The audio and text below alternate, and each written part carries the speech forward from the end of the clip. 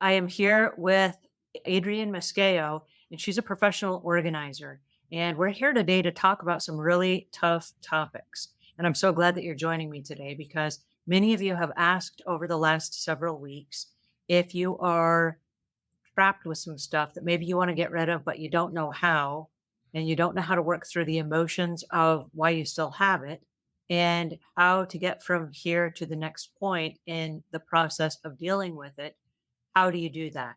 Now, there's a renowned professional organizer here in front of us today to answer some of our questions about those really difficult conversations that we are challenged with.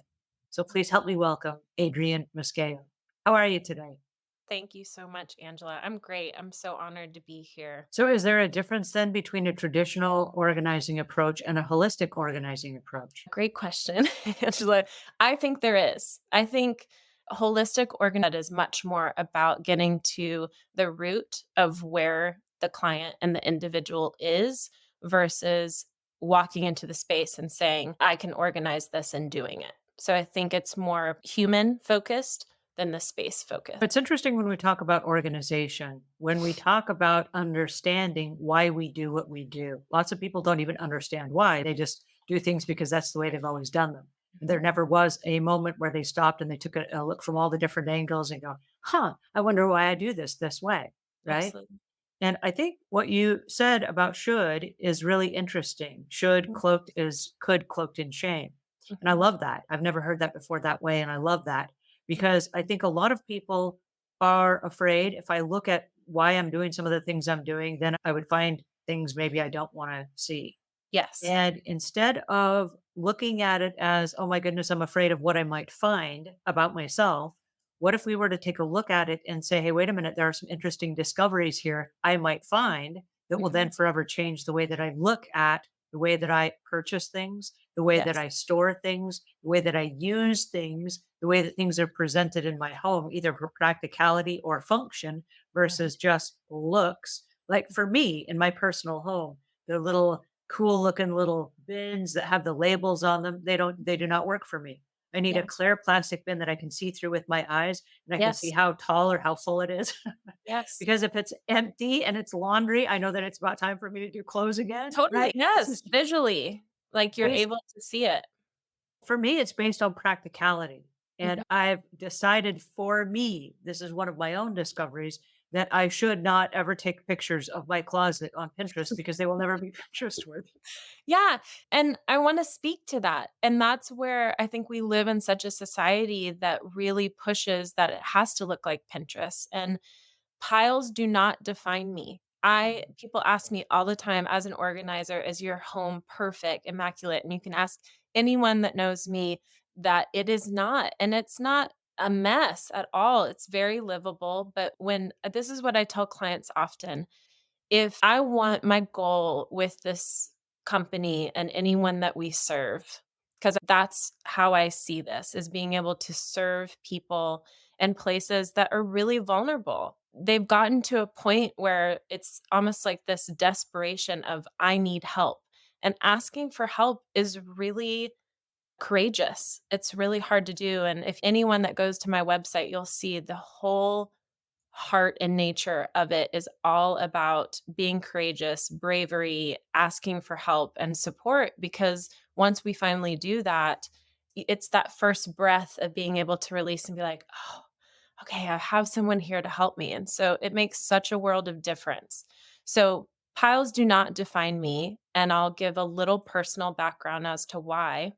Growing up, I had a mom that piles did define her, and I had a very constricting home. It looked perfect. It was the baskets with the labels, and everything had a home, and it was like something you'd see out of a magazine or Pinterest, like we're talking about. But it did not feel like home. It did not feel like a livable space to grow up in. Now, is that part of why I am innately able to do what I do? Possibly, because I look at clutter and it does not overwhelm me. It excites me in the sense of, I know that we can get to the bottom of this. I know where this little pile goes and create homes for them. But not every pile or those homes are going to be the same. what is true for me is going to be very different for you. So asking someone about, I call it the clock method. If you've had a clock on a wall for years and years, and I come in as a professional organizer and say, I think that clock should be on this wall now. And you're like, oh, she's a professional. This is great. Okay, sounds good. But then we move that clock, and every single day you're going to go into that room and look on the wall where it's always been. And that is not functional or sustainable for you. Just because someone says this is, again, how it should be, to me, it's the freedom of knowing you get to choose. But if the disorganization or the clutter is keeping you from living your fullest life, that's what we want to get to the heart of. If you want to make a meal and have a beautiful dinner at your kitchen table, but it is covered constantly, we want to declutter that kitchen table so you can sit down with your family and have a meal that you've been wanting to have, like setting those goals and understanding what is it that you really want in your space. What are some goals that you have, and making tangible steps to get clients to that point. So I want to thank you for being with us today. Thank you so much. It's been an We've honor. Thanks for all your beautiful we've talked about questions. some really honest stuff, but I want to leave our audience with one thing, and that's something you said that's really, really important. And you said you are worthy of living in a clean space and you are worthy of Yeah. support. And I want to encourage you guys to really think about that as you go about your business over the next few days.